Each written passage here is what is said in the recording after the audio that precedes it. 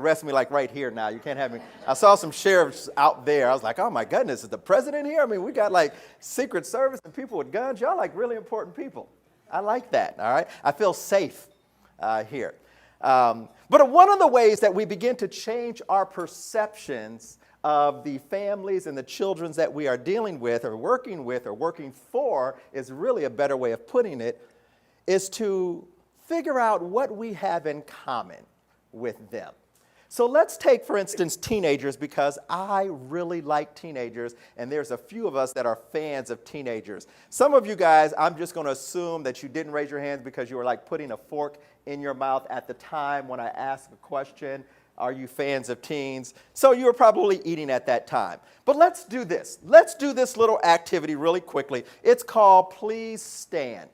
I call this also my Catholic Church activity.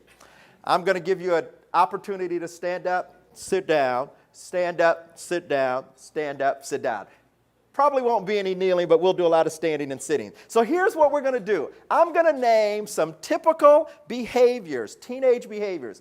If you did any of these things when you were a teenager, first of all, how many of you, first of all, the statute of limitations on all of that stuff is gone. This is my favorite judge right here in the state of Oklahoma. But he has the right idea. You might want to scoot your chairs back so you can kind of stand up a little bit easier, all right?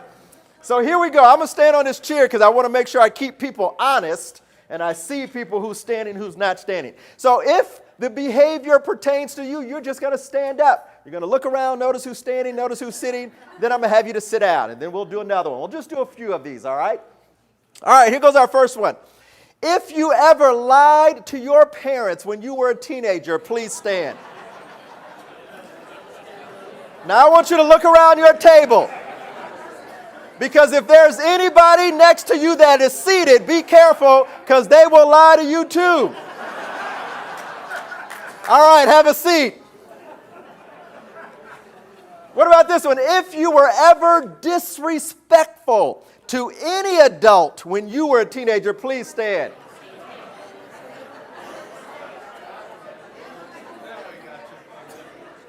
All right. Be seated. Here's one of my favorite ones. If you ever skipped school when you were a teenager, please stand.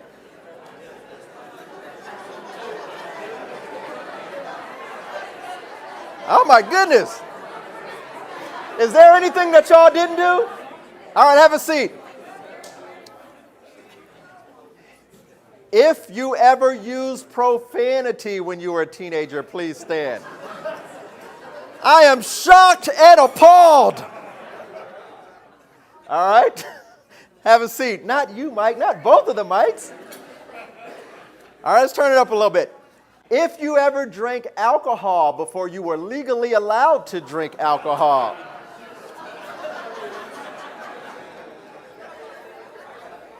Okay. Have a seat. Do not worry. I am not going to ask about illicit drugs. There may be some snitches in the room. We don't know who they are, so I'm not going to ask if you did any of that kind of stuff. Let's just do one more. If you ever broke curfew when you were a teenager, please stand.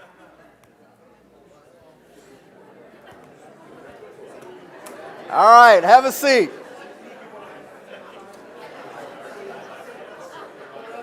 Oh, I just thought of another one. If you ever had sex before you were married, then blink 2 times.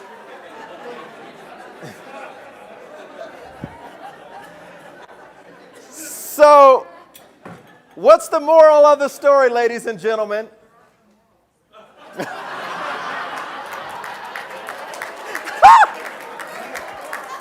The real question is how in the world did y'all become judges? Who did y'all background checks? That's what I want to know. All right? But you know, I think a part of once we begin to view people differently, once we begin to kind of see them differently like they truly are, once we begin to kind of relate to them and see that there's some interesting things, some commonalities that we have between us who sits on that bench and the folks that are kind of down there. Yale University did a study. It was a very interesting study. I read it. I didn't believe it, so I duplicated it several times because I didn't think that it could be true. And it was really all about how we perceive things. What they did was they took yellow